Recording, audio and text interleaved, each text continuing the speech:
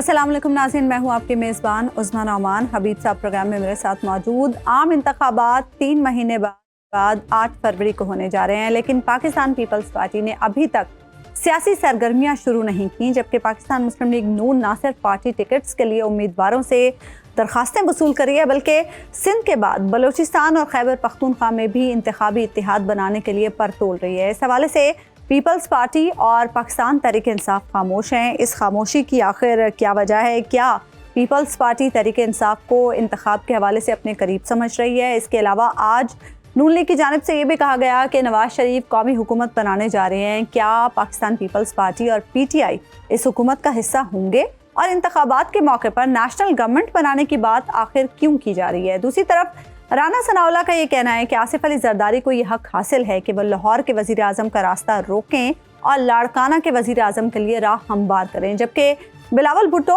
वजीर आजम, वजीर आला और मेयर को पहली बार जियाले की शक्ल में एक साथ बनते देख रहे हैं।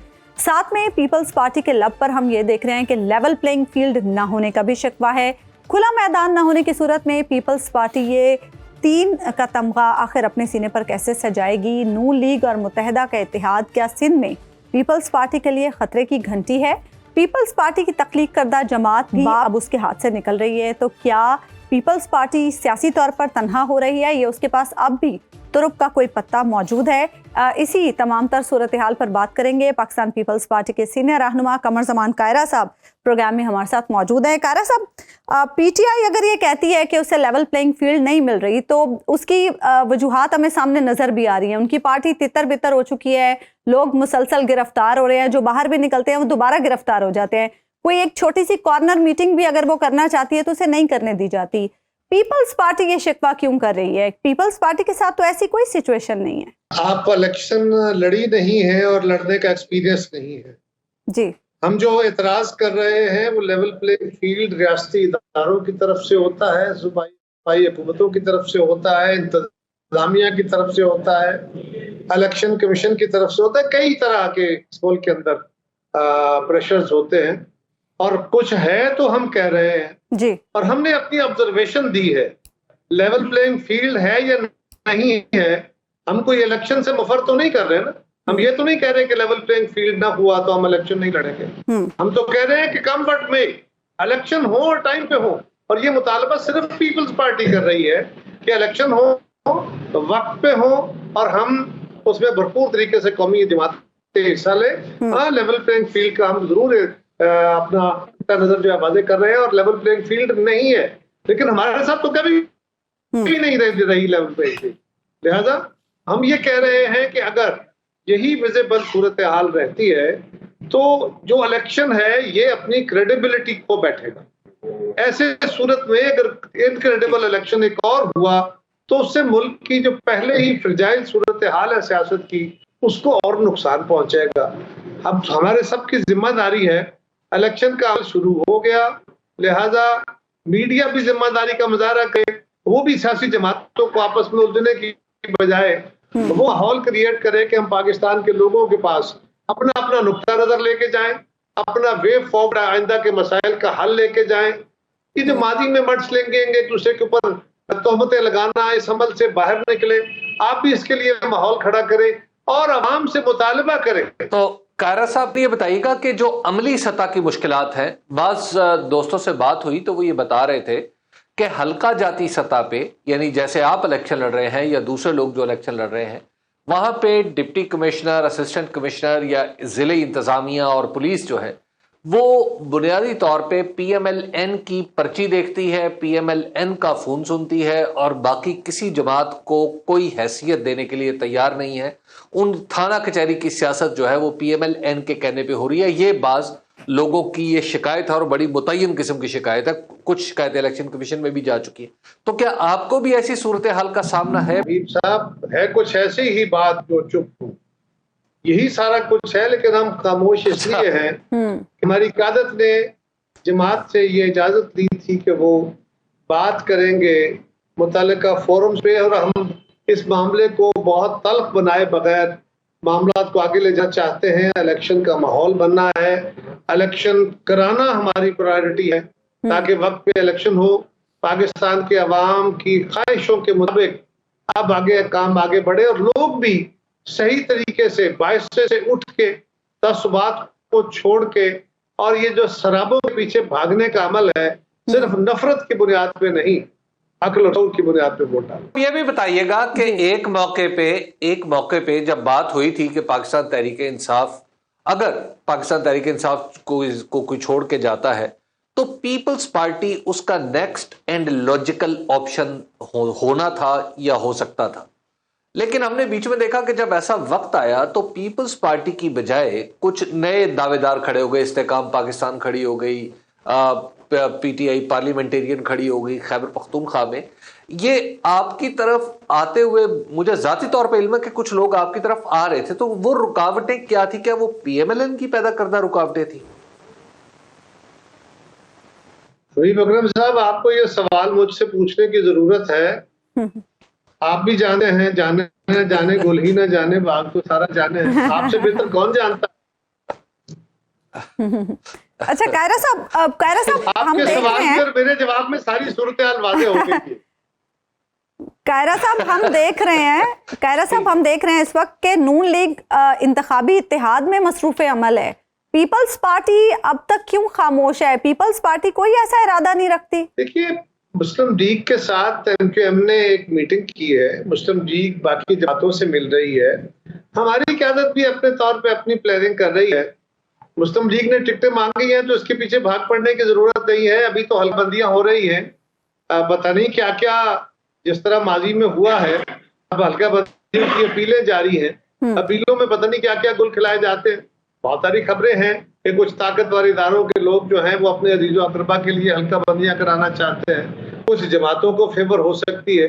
हमें तवक्को नहीं है, हम इलेक्शन कमीशन से ये तवक्को कर रहे हैं कि इलेक्शन कमीशन फेयरली बिहेव करेगा, लेकिन जब हल्का बंदियां फाइनल होंगी तो तभी ये प्रोसेस शुरू होगा ना, तभी आप कैंडिडेट्स को बता सकते हैं कि अब मैंने फर्ज करें कि हल्के से इलेक्शन लड़ना है, कल वो हल्के में उसके डायनामिक्स चेंज हो जाते हैं तो मेरे टिकट भी बदल जाएंगे। लेकिन हमारी जमात ने तो पहले ही टिकट मांगे हुए हैं, मुस्लिम लीग ने अभी मांगे हैं, और हमारे दोस्तों के ऑलरेडी प्रोसेस जो हैं वो जारी हैं। हमारा भी बोर्ड तश्कील पा गया है, और ये लंबे अरसे का एक जमात के पीछे नहीं जा, इलेक्शन में तो नहीं भागना ना, लंबे अरसे की कैंपेन को आसान काम भी नहीं है।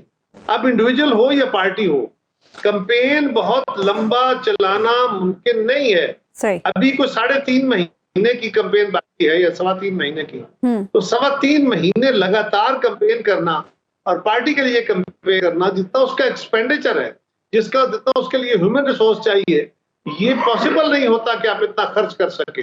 आज तो इलेक्शन बहुत महंगा कर दिया गया। अच्छा कायरा साहब, एक और बात बताइएगा कि जैसे सिंध में पाकिस्तान पीपल्स पार्टी को शायद किसी भी जमात से इत्तेहाद की जरूरत नहीं है, ना सीट एडजस्टमेंट की है। पीएमएलएन यहां पर पीपल्स पार्टी के खिलाफ जाहिर है एक एमक्यूएम को साथ इकट्ठा कर रही है, जीडीए की बात भी सुनी जा रही है कि शायद जीडीए भी उसके साथ मिल जाए। कुछ उसने यहां पर जो पाकिस्तान पीपल्स पार्टी के जो हरीफ थे बाज हलकों में, उनको अपने साथ मिला लिया है, तो गोया यहां पर उसने मुकाबला करने की ठान ली है, ऐसा लगता है। तो क्या पंजाब में आपके पास ऐसी कोई ऑप्शन मौजूद है कि आप वहां पर इस मूव का जवाब दे सके? देखिए, पहली गुजारिश ये है कि जिस एंगल से आप इसको ले रहे हैं, मैं उस एंगल से नहीं देता। हर जमात का ये हक है कि वो इत्तेहाद कायम करे, वो अपना तौर पे इलेक्शन लड़े, वो किसी और जमात को साथ मिलाए, उसका हक है। हमें क्या इतराज हो सकता है, या हमारे इतराज से कोई उन्होंने रुक जाना है? सवाल ये है कि इत्तेहाद बनाए जाते हैं वहां जहां आपको जरूरत होती है। ये सारी जमातें अगर इकट्ठी होकर पीपल्स पार्टी के मुकाबले में इकट्ठी होती हैं तो ये इस बात का वाज़ेह इकरार है कि ये हमारा मुकाबला नहीं कर सकते। बट ये कहना भी मेरे ख्याल में मुनासिब नहीं है। मैं अपने इस अल्फाज को भी रिव्यू करता हूँ कि जमातों का हक होता है। मेरे लिए भी ये ऑप्शन के तौर पे तो ये ऑप्शन अवेलेबल है कि मैं भी चाहूँ तो मैं मेरी जमात भी चाहे तो किसी से इत्तेहाद कर ले, कोई एतराज नहीं है। हमें किसी पे एतराज नहीं है। एतराज तब होता है जब ये इत्तेहाद बनवाए जाते, और वो है मदाखलती अमल जो जारी है। ये नहीं होना चाहिए। माजी में हुआ उसका नुकसान हुआ, अब होगा उसका भी नुकसान हो। यानी आपके ख्याल में एमकेएम जो और पीएमएलएन के साथ मिली है, ये भी कोई इशारा किनाया है जिसको समझना जरूरी है? मैंने फिर वही कहना है ना हबीब साहब, आपको तो सारे जहान की खबर है। मैं इस बात से इकरार हूँ, मुझे भी इस बात का पता है। आप मेरे मुंह से कहलवाना चाहते हैं, मैं कह देता हूँ। आप कह देंगे तो आपको तो किसी ने कुछ नहीं कहना। असल बात ये है, मेरे और आप दोनों की हंसी सब कुछ कह गई। कायरा साहब, जनूबी पंजाब में पीपल्स पार्टी की क्या सिचुएशन है? क्योंकि ये खबरें आ रही थी कि जो लोग जनूबी पंजाब में आपके साथ आने जा रहे थे, अब वो भी मुस्लिम लीग नून की तरफ जा रहे हैं। देखिए, बात है, मैक्सिमम लोगों ने आईपीपी को ज्वाइन किया था। पीपल्स पार्टी के वहां पे माशाल्लाह बड़े अच्छी वर्किंग की गई थी। माजी के इलेक्शन में भी हमारी वहां से सीटें भी थी, और जो हमारी सीटें लूज हुई थी वो भी क्लोज मार्जिन वाली सीटें भी थी। अब क्योंकि इस दफा इलेक्शन वाली फिजा वो नहीं है जो माजी में खान साहब के लिए खड़ा किया गया था माहौल, क्योंकि जो मैक्सिमम डैमेज हुआ था पिछले इलेक्शन में, जो खान साहब को एक माहौल खड़ा करके दिया गया, उनके साथ लोग शामिल किए गए, तो उसका डैमेज नुकसान पीपल्स पार्टी को हुआ। अब वो अगर माहौल नहीं है तो इंशाल्लाह हमारे साथ बहुत सारे लोग आए हैं, ज्वाइन किया है उन्होंने, अभी और भी ये अमल जारी है, तो पीपल्स पार्टी वहां इंशाल्लाह पहले से बहुत बेहतर परफॉर्म है। कायरा साहब, 2008 में आपकी जमात को दहशतगर्दी के अंदोहनाक वाक़े का सामना करना पड़ा। 2013 में भी कमोबेश सूरत हाल यही थी। 2018 में कुछ बेहतर थी। एक दफा फिर 2024 का इलेक्शन अभी अनाउंस हुआ है और हम देख रहे हैं कि बिलखुसूस खैबर पख्तूनख्वा में और बलूचिस्तान में बड़ी एक दहशतगर्दी की लहर है। तो आपको लगता है कि ये लहर जो है ये कहीं 2008 और 13 की तरह खुदा न खास्ता कुछ जमातें इसके हदफ पे आ जाए? हबीब साहब, ये बदकिस्मती है हमारी रीजन की। पाकिस्तान को इलेक्शन का अमल स्टेबिलिटी की तरफ लेके जाएगा, और जो ही अमल शुरू होता है दहशतगर्दी के वाकयात शुरू हो जाते हैं। सो वो कुव्वतें जो पाकिस्तान को अनस्टेबल करना चाहती है, ये उन्हीं के कमालात हैं। अब इनके टारगेट पे कौन से लोग होते हैं? ये जो इंतहा पसंद हैं, इनके टारगेट पे प्रोग्रेसिव जमातें होती हैं। वो जमातें जो तमाम तबकात के लिए, जो खवातीन के लिए, जो माइनॉरिटीज के लिए, जो इस मुल्क के कमजोर तबकात लिए उनके हकूक की आवाज उठाती है, जो शिद्दत पसंदी के खिलाफ खड़ी होती है, जो औरतों को मर्दों के बराबर हकूक दिलाने की बातें करती हैं, जो इंतहा पसंदाना मजहबी व्यू है उसके खिलाफ, उनको वो इनके अताब का शिकार होना पड़ता है। उसमें पीपल्स पार्टी भी है, उसमें एएनपी भी है, और मौलाना फजलुर रहमान साहब की जमात भी है। दीगर जमातों के साथ भी उनका सलूक बहुत अच्छा नहीं होता, लेकिन हमारे लिए तो उनके पास टॉलरेंस नहीं है। लेकिन इसके बावजूद हम इनका मुकाबला भी करेंगे, हम इलेक्शन हर हाल में लड़ेंगे, जो भी सूरत हाल में। अच्छा कायरा साहब, नून लीग कौमी हुकूमत की बात क्यों कर रही है? ये तो सवाल नून लीग से किया जा सकता है। मैं तो आपको क्या लगता है? यही कह सकता हूँ, नेशनल गवर्नमेंट जो है ना, बेसिकली वो ब्रॉड बेस्ड गवर्नमेंट है, और उसमें लाजम नहीं होता कि सारी जमातें उसका हिस्सा हो। उसके दो तरीके होते हैं। ठीक, मेजोरिटी की जो जमातें होती हैं वो एक प्लेटफॉर्म पे आ जाए, उसके दो हिस्से होते हैं। एक आप इलेक्शन से पहले एडजस्टमेंट करके और इलेक्शन में जाते हैं और इज्तिमाई हुकूमत बनाते हैं। एक ये होता है कि जमातें अपना अपना इलेक्शन लड़ती हैं, जो जमात जितनी सीटें लेती है फिर उसके मुताबिक अगले हुकूमत के अंदर उनका शेयर होता है। और पाकिस्तान के अंदर ये बात मुस्लिम लीग भी और मेरी जमात की क़यादत तो उससे पहले बड़े जोर से और आज भी ये बात कह रही है कि पाकिस्तान को इस वक्त जिन शदीद मुश्किलात का सामना है उसके लिए जरूरी है कि फेयर एंड फ्री इलेक्शन हो और ब्रॉड बेस्ड कंसल्टेशन हो। ये जरूरी नहीं है कि सारी जमातें मिलकर हुकूमत बनाएं, लेकिन कौमी फैसले करते हुए जमाती क़यादत एक दूसरे से नफरत के अमल में ना हो, एक दूसरे को काट खाने के अमल में ना हो, बल्कि मुशावरती अमल में हो, इख्तलाफ के अमल में बेशक हो। तो इस वक्त जरूरत है, जो आईने पाकिस्तान बनते हुए कंसेंसस हुआ था, जो पाकिस्तान के अंदर जमहूरियत की बहाली का कंसेंसस हुआ, जो चार्टर ऑफ डेमोक्रेसी पे कंसेंसस हुआ था, जो 18वीं तरमीम और एनएफसी पे कंसेंसस हुआ था, आज फिर उसी कंसेंसस की जरूरत है। शायद इसका वो जिक्र कर रहे हैं। अब वो इलेक्शन के बाद ही हो सकता है, मेरा ख्याल है। मैंने दो तीन सूरतें आपके सामने रखी हैं। अभी तक तो यूं लगता है कि शायद वो इलेक्शन के बाद एक ब्रॉड बेस्ड गवर्नमेंट का जिक्र। कायरा साहब, एक और मसला भी है कि अभी रिसेंटली हमने देखा कि पीडीएम बनी और फिर उसमें पीपल्स पार्टी ने बनाई, निकल गई, लेकिन बहरहाल उस हुकूमत में शामिल जरूर हुई जो कई जमातों का इत्तेहाद था। और हमने ये देखा कि सिस्टम के अंदर से बुनियादी तौर पे किसी एक जमात को माइनस करने के लिए ये इत्तेहाद बना और उसके नतायज हम देख भी रहे हैं कि कुछ ज्यादा अच्छे तो नहीं निकले। क्या आइंदा किसी भी ब्रॉड बेस्ड कंसल्टेशन हो, ब्रॉड बेस्ड गवर्नमेंट हो या कोई एक मुत्तफिका लाए अमल हो, क्या तहरीक इंसाफ को सिस्टम से बाहर रख के कोई मीनिंगफुल इकदाम किया जा सकता है? पहली बात तो यह है कि सारे अमल से तहरीक इंसाफ खुद बाहर, किसी जमात ने उनको नहीं बाहर रखा, उनको पीडीएम ने बाहर नहीं रखा, उनको हमारी इत्तेहादी हुकूमत ने बाहर नहीं रखा। वो जमातें जो कल पीटीआई के साथ थी, हम उस वक्त भी कह रहे थे जब पीटीआई की हुकूमत थी कि भाई कंसल्टेशन कर लो, कौमी इश्यूज के ऊपर मुशावरत कर लो। लेकिन अगर आप नफरत के अमल में नफरत बांटते हैं और उसको बढ़ाते चले जाते हैं कि मैं इसकी शक्ल नहीं देखता, मैं इसे हाथ नहीं मिलाता, और तशद्दुद का रंग यह है कि एक एक शख्स को पकड़ के 2-2 साल जेलों में डाल देते हैं, उनके ट्रायल नहीं होने देते और खुद वजीर आज़म लेवल पे जाके इन्वॉल्व होकर आप उनके साथ ज्यादतियां कराते हैं, तो ऐसी सूरत में आप किस किस्म के रिवाज जो है वो उनको जन्म दे रहे हैं। इस रिवाज के अंदर ये जरूरी है कि हमने फिर भी, जब वो हमारी गवर्नमेंट आ गई उस वक्त भी हमने कोशिश की थी कि पीआई के साथ मशावरती अमल किया जाए।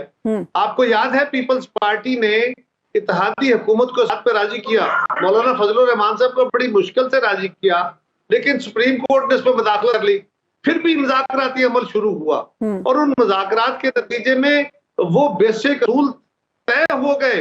अगर इमरान खान साहब उस दिन अपनी टीम को विड्रा न करते और मुज़ाकरात को जारी रखते तो उस दिन ये तय हो रहा था कि अभी जुलाई के अंदर असेंबलियां तोड़ी जाती और अक्टूबर में इलेक्शन हो रहे होते। अब इलेक्शन होते ये सूरत हाल थी, क्योंकि अक्टूबर में इलेक्शन कराने का फैसला हुआ था। अब ये बात खुद खान साहब ने खराब की है। अब भी मैं समझता हूं प्रिंसिपली ये बात दुरुस्त है। इमरान खान को अगर वो मुज़ाकरात कामयाब होते, आज ना ये टर्माइल होता और ना 9 मई होता, ना ये सूरत हाल बनती। अब सूरत हाल क्या है? आज जिन लोगों के ऊपर इल्जामात है वो अपने इल्जामात कानून की अदालतों में सामना करें, और हम जोर जोर से कह रहे हैं कि भाई ये पीटीआई के लोग जो हैं ये पाकिस्तान के शहरी हैं, हमारे भाई बहन हैं, हमारे बच्चे हैं, हमें उनके रवैये सख्त है, ओके, उनके रवैये बड़े हार्श है, ओके भाई, हम उनसे डायलॉग करेंगे ना, उनको कन्विंस करेंगे। हम वो नहीं कन्विंस होते तो इवन देन डायलॉग एक जरिया है ना। अगर कोई सिर्फ कानून के रास्ता इख्तियार रखता है, कानून से तजावुज नहीं करता, कानून तोड़ता नहीं, अपने हाथ में नहीं लेता, तो मियरली उसके रवैये की बुनियाद पे तो आप उसको जो इंसानी हकूक है उनसे महरूम नहीं कर सकते। पाकिस्तान का भी उतना ही जितना हमारा है, तो उनको इस सियासी अमल में हिस्सा लेने देना चाहिए। जो उसमें मुलव्वस है किसी जगह या मतलूब है कानून को, वो कानून का सामना करे और कानून की अदालतें उनको सजाएं दे, और कोई फोरम, कोई इदारा उनको इस अमल से बाहर रखेगा तो यकीनन सियासी अमल के लिए सख्त नुकसानदेह होगा। अच्छा कायरा साहब, पीपल्स पार्टी को यकीनन लेवल प्लेइंग फील्ड की परेशानी तो है, लेकिन मुसलसल दीगर रहनुमाओं की जानिब से भी और बिलावल भुट्टो की साहब की जानिब से भी गुज़श्ता रोज ये बयान सामने आया कि लेवल प्लेइंग फील्ड हो या ना हो, पाकिस्तान पीपल्स पार्टी जीत कर दिखाएगी। आखिर ऐसा कौन सा तुरुप का पत्ता है, ऐसी क्या चीज है जिस पर इतना कॉन्फिडेंस है पाकिस्तान पीपल्स पार्टी को?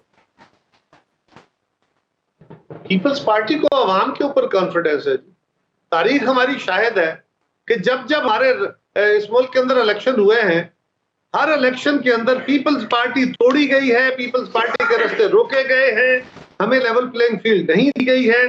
कभी प्री इलेक्शन, कभी पोस्ट इलेक्शन हमारे ऊपर वार हुए हैं। इसके बावजूद बाकी जमातें मुख्तलिफ औकात में बिकॉज ऑफ सम फोर्सेज आई हैं, People's Party in spite of all those forces इस मुल्क के अंदर हुकूमतों में आती रही है। हम अवाम के सहारे आते हैं और कोई सहारा नहीं। लेकिन 16 माह में जो कारकर्दगी रही उसमें तो पीपल्स पार्टी भी हिस्सेदार है ना। अवाम तो उस कारकर्दगी की बिना पर कुछ और ही सोच रही है। जी बिल्कुल, अवाम का हक है जी। अवाम हमारे ख्याल में वो नहीं सोच रही है। अवाम ये भी सोच रही है कि क्या उससे पहली हुकूमत अवाम के लिए बेहतरी कर रही थी। इमरान खान की हुकूमत में 4 चांद लगे हुए थे।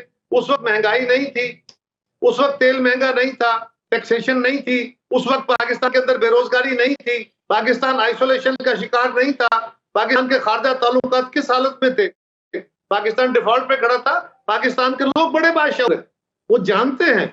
हम भी इलेक्शन में जाएंगे, हम उनको बताएंगे। मैं आपसे सवाल कर लेता हूँ, आपकी नजर में उस जो 14 माह या 16 माह की हुकूमत थी उसमें कितने अहमात वो हैं? कौन सा वो फैसला है जो हमारी हुकूमत ने नहीं लिया जो इस मुल्क के हालात बेहतर कर सकता है, और कौन सा वो फैसला है जो हमने लिया जिसकी वजह से हालात खराब हुए? अब आलमी हालात खराब हैं तो उसके असरात पाकिस्तान पे आने लाजम है। लेकिन इसके बावजूद हम आपके पास जाएंगे, लेट द पीपल डिसाइड। हो सकता है आपकी बात दुरुस्त निकल आए और इंशाअल्लाह आपकी बात दुरुस्त नहीं निकलेगी। मैं इस उम्मीद में हूँ कि मेरी बात भी दुरुस्त निकलेगी, तो मेरे भी ये हक है कि मैं इस उम्मीद में रखूं। ठीक, बिल्कुल आपने ठीक कहा, लेट द पीपल डिसाइड। बहुत बहुत शुक्रिया कमर जमान कायरा साहब, हमारे साथ मौजूद थे। एक ब्रेक लेंगे नाज़रीन और ब्रेक के बाद वापस आएंगे तो हबीब साहब से इस पर गुफ्तगू करेंगे। वेलकम बैक नाज़रीन। हम बात करें लेवल प्लेइंग फील्ड के हवाले से, मुख्तलिफ सियासी जमातों के तहफ़्फ़ुज़ात के हवाले से और ख़ासतौर पर पीपल्स पार्टी इस हवाले से जिन तहफ़्फ़ुज़ात का इजहार करी है उस पर हमने कमर जमान कायरा साहब से भी बात की। हबीब साहब, इंतखाबात के होने का तो यकीन हो गया जब से इंतखाबात की तारीख आई है, ये सियासी बेयकीनी कब खत्म होगी? सियासी बेयकीनी तो इलेक्शन के बाद ही खत्म हो सकती है, लेकिन इस सूरत में बढ़ जाएगी अगर इलेक्शन पर किसी का भरोसा ना हुआ। देखिए, इस वक्त इलेक्शन के 3 अहम तरीन फरीक हैं जो अपनी अपनी कैंपेन चलाने की कोशिश कर रहे हैं। 2 कैंपेन चला रहे हैं और एक को बिल्कुल इजाजत नहीं है। मिसाल के तौर पे पाकिस्तान मुस्लिम लीग नून जो चाहती है, जैसा चाहती है वो करती है, वो कहती है और वो करके दिखाती है। उसकी मर्जी के मुताबिक अब तो ऐसा यहां तक हद आ गई है कि बाज़ औक़ात तो ऐसा लगता है कि न्यूज साइकिल पे भी पाकिस्तान मुस्लिम लीग नून किसी न किसी तरीके से असरअंदाज हो जाती है। अच्छा, अब दूसरी तरफ है पाकिस्तान पीपल्स पार्टी, और पाकिस्तान पीपल्स पार्टी के बाद आती है पाकिस्तान तहरीक इंसाफ। अब अगर आप देखिए तो कुछ अर्सा पहले पाकिस्तान तहरीक इंसाफ को इक़्तिदार से निकालने के लिए ये सारी जमातें इकट्ठी थी, और अभी थोड़ी देर पहले आपने देखा कि कमर जमान कायरा साहब भी उस हुकूमत का दिफा कर रहे थे जिसमें वो खुद भी शामिल थे, उनकी पार्टी भी शामिल थी, बल्कि उनके जो पार्टी के चेयरमैन है वो तो वजीर थे, वजीर खारजा थे, PML जी वजीर खारजा थी इसी सेटअप में। तो लिहाजा इनके दरमियान तो अलहदगी होती हुई जो नजर आती है वो तो इनकी ऐसा लगता है कि पॉलिटिकल जरूरत भी है किसी न किसी दर्जे में जी। लेकिन पाकिस्तान तहरीक इंसाफ के बारे में आप देख लीजिए कि अभी तक सब चीजें ढिलमिल यकीनी है। पाकिस्तान तहरीक इंसाफ के लोगों से बात करें तो वो डट के ये तो कहते हैं कि हम बाकायदा अपने कैंडिडेट्स खड़े करेंगे, हम ये करेंगे, हम वो करेंगे, जोर पूरा लगा रहे हैं। आप पाकिस्तान की सबसे बड़ी जमात को जोर पूरा लगा रहे, लेकिन पाकिस्तान की सबसे बड़ी सियासी जमात पूरे पाकिस्तान में इन 25 करोड़ लोगों में से 100 लोग इकट्ठे करके दिखा दे तो तब बात पता चले। 100 लोग पाकिस्तान तहरीक इंसाफ के किसी एक जगह अगर इकट्ठे हो जाए तो पुलिस वैगन वहां पहुंच जाती है। तो आपने बहुत ज्यादा बता दिया हबीब साहब, मैजिस्ट्रेट वहां पहुंच जाते हैं। हाँ, तो अब आप अंदाजा लगा लीजिए कि वहां पे हथकड़ियां भी पहुंच जाती हैं, वहां पे जनाब डंडे भी चलना शुरू हो जाते हैं, वहां पे लाठीचार्ज शुरू हो जाता है। तो अब आप बताइए कि इस फिजा में इलेक्शन अनाउंस हो चुका है तो एक जमात के साथ ये सलूक हो रहा होगा तो किसे यकीन आएगा कि ये इलेक्शन जो है फ्री एंड फेयर है। अभी कमर जमान कायरा साहब जी हबीब साहब मुकम्मल कर लें बात। और फिर एक और अहम नुक्ता कि ये जो हुकूमत अभी साबिक हुकूमती इत्तेहाद था, इसकी जमातें अब इस वक्त एक ग्रुप में शामिल है। वो एक तरफ है और पाकिस्तान तहरीक इंसाफ दूसरी तरफ है। ये 1 वर्सेस ऑल है। ये आपस में जो कुछ भी इख्तलाफ करती रहे ये दरअसल एक इत्तेहाद के बीच में पैदा होने वाले इख्तलाफात हैं। ठीक, ये कोई जौहरी इख्तलाफात नहीं है वो। हाँ। ये पाकिस्तान तहरीक इंसाफ जब तक मैदान में नहीं आएगी ये जो कई सरगर्मी नजर ये जो इस वक्त सिचुएशन है, कायरा साहब अभी कह रहे थे कि मीडिया को भी अपना किरदार अदा करना चाहिए इस सिचुएशन में, ताकि ये चीज़ें थोड़ी क्लियर हो सकें, क्लैरिटी आ सके। मुझे तो लगता है आने वाले दिनों में मीडिया भी लेवल प्लेइंग फील्ड का शोर मचाएगा। नहीं जी, आप इस बात में मुझसे कुछ ना ही कह रहे हैं तो अच्छा। अच्छा चले, अच्छा हबीब साहब चलें एक और बात कर लेते हैं। नया पाकिस्तान एक और बनने जा रहा है। जहांगीर तरीन साहब ने आज ऐलान किया टेक्सला में, जब गुलाम सरवर खान साहब ने इस्तेहकाम पाकिस्तान पार्टी में शमूलियत इख्तियार की तो जहांगीर तरीन साहब ने वहां पर खिताब किया और उन्होंने कहा कि नया पाकिस्तान हम बनाएंगे। तो ये अब कौन सा नया पाकिस्तान वो लेकर आ रहे हैं? देखिए, जहांगीर तरीन साहब जो हैं, मैं आपको एक बड़ी एक इस हवाले से, आजकल के हवाले से ये बात मैं आपको बताता हूँ कि जब जहांगीर खान तरीन साहब पाकिस्तान तहरीक इंसाफ से अलग हुए तो उस वक्त बहुत सारे लोग इनसे मिल रहे थे और कुछ लोग, जाहिर है हुकूमत थी इमरान खान की, तो कुछ लोग इनसे पाकिस्तान तहरीक इंसाफ के मिलते हुए डरते भी थे, लेकिन बहरहाल कुछ लोग डेफिनेटली मिल रहे थे। तो जितने भी इनसे मिलने वाले थे उन सब ने इनको एक मशवरा दिया और वो मशवरा था कि जहांगीर खान तरीन साहब, आप अपनी अलग पॉलिटिकल पार्टी अनाउंस करते हैं। बल्कि एक साहब इनके पास गए जो पहले पाकिस्तान तहरीक इंसाफ के वजीर भी थे, उन्होंने कहा कि अगर आप पार्टी अनाउंस करते हैं तो मैं पाकिस्तान तहरीक इंसाफ की वजारत छोड़ के, सब कुछ छोड़ के आपके साथ शामिल हो जाऊंगा, क्योंकि आपकी इस वक्त पोजीशन ऐसी है कि आप पाकिस्तान तहरीक इंसाफ के मुकाबला, आप उनका मुकाबला कर सकते हैं, अगर बहुत बड़े लेवल पे नहीं तो काफी बड़े लेवल पे आप उनसे यानी उनके सामने सफारा हो सकते हैं। तो क्या वो साहब अब शामिल हो गए? साहब ने उस वक्त ये सारी बातें ना पूछे। अच्छा। जहांगीर खान तरीन साहब जो है, उन्होंने इस मामले को लटकाया।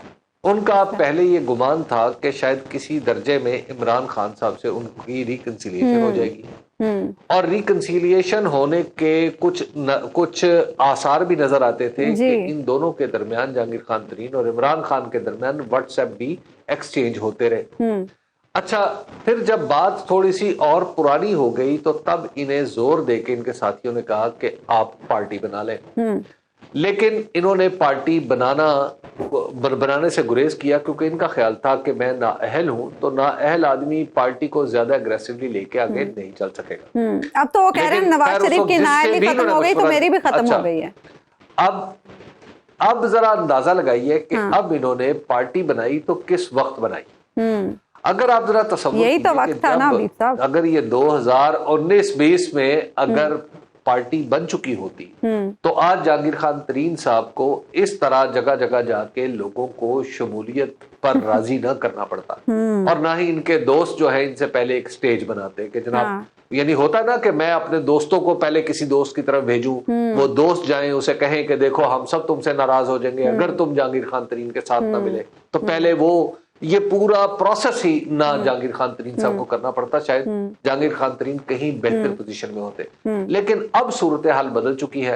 अब फिलहाल ये नया पाकिस्तान जो है ना, इसके लेबल लूबल चेंज कर ले, पहले तो नई पार्टी बना के दिखा लें, उसके बाद फिर नए पाकिस्तान। अच्छा, ये सबसे अच्छी बात है। अच्छा हबीब साहब, जावेद लतीफ साहब कह रहे हैं कि इंतखाबात से पहले नवाज शरीफ साहब और इमरान खान साहब दोनों को इंसाफ मिलना चाहिए।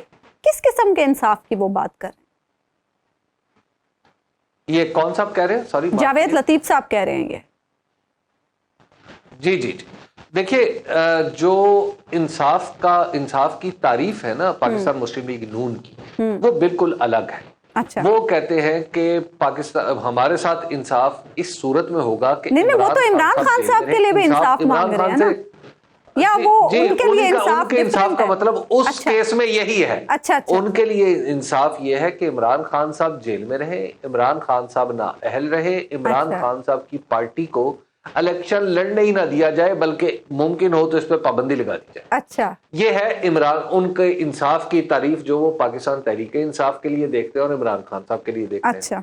और पाकिस्तान मुस्लिम लीग नून और नवाज शरीफ साहब के लिए, लेकिन उनकी बात से मुझे तो ये समझ में आया हबीब साहब कि शायद वो चाह रहे हैं कि खान साहब को भी लेवल प्लेइंग फील्ड दिया जाए, उन्हें भी जेल से बाहर निकाला जाए, मुझे तो ये लगा। अच्छा, वो भी आप देखिए, आपको ये लग रहा था ना।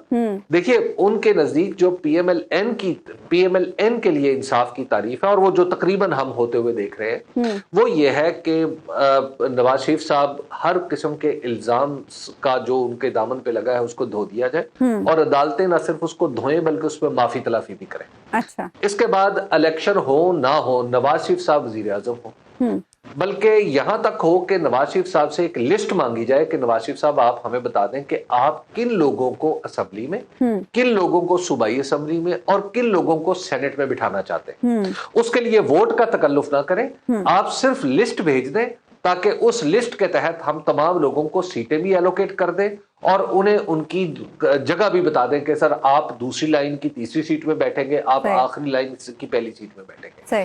देखिए, ये है उनके नजदीक इंसाफ का मामला, क्योंकि पीएमएलएन इस वक्त जिस जगह पे खेल रही है, पीएमएलएन के लिए इलेक्शन एक फसाड है।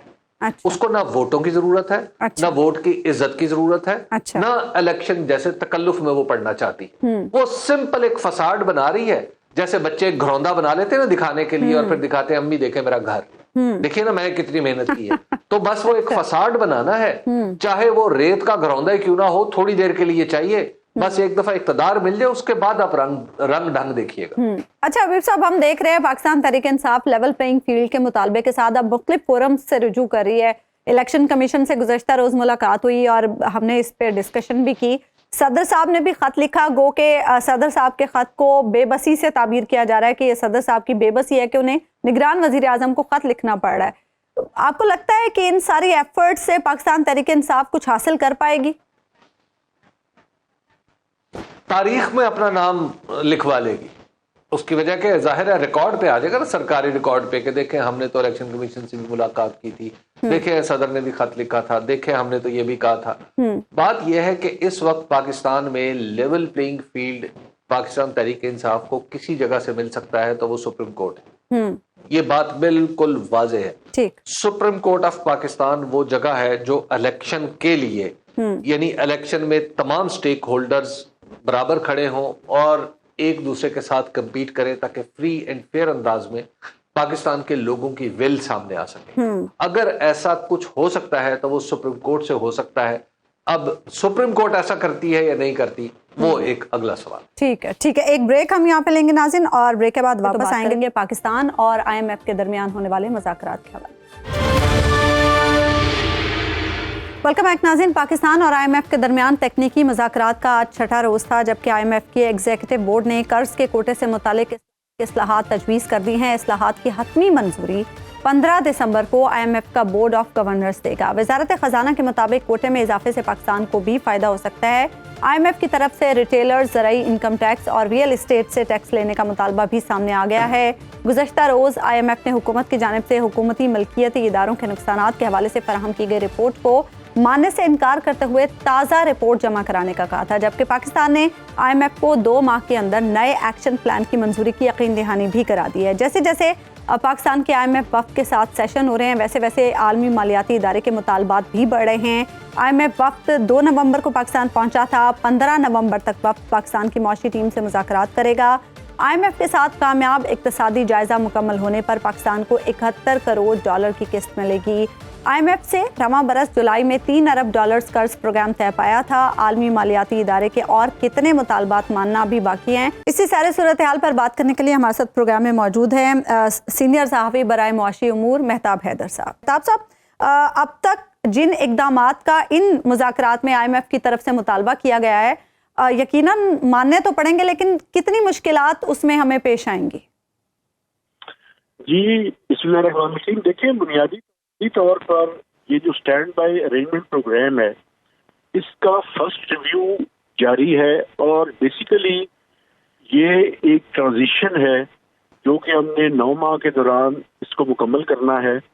असल जो इसमें सवाल है वो ये है कि जब इलेक्शन के बाद नई हुकूमत जो भी आएगी, क्या उसे एक नए IMF के प्रोग्राम की जरूरत होगी या नहीं होगी, और जो मौजूदा पाकिस्तान की इक़्तिसादी सूरत हाल है और जिस तरह से IMF के साथ डीलिंग है, इसमें यकीनी तौर पर हमें एक नए प्रोग्राम की तरफ जाना पड़ेगा।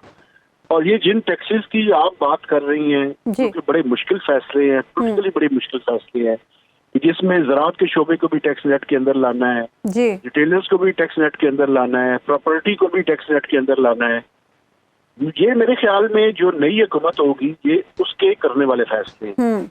एक चीज जो ये हुकूमत कर सकती है जी वो ये है कि एक रिटेलर्स पे पिछले जो पार्लियामेंट थी, जो पीडीएम की हुकूमत थी और जिसने लास्ट बजट पास किया था, उसमें एक स्कीम को अप्रूव करके गई थी। वो स्कीम ये थी कि एफपीआर को ये इख्तियार दिया गया था कि वो रिटेलर्स के लिए कोई नई फिक्स्ड स्कीम जो है वो ला सकते हैं।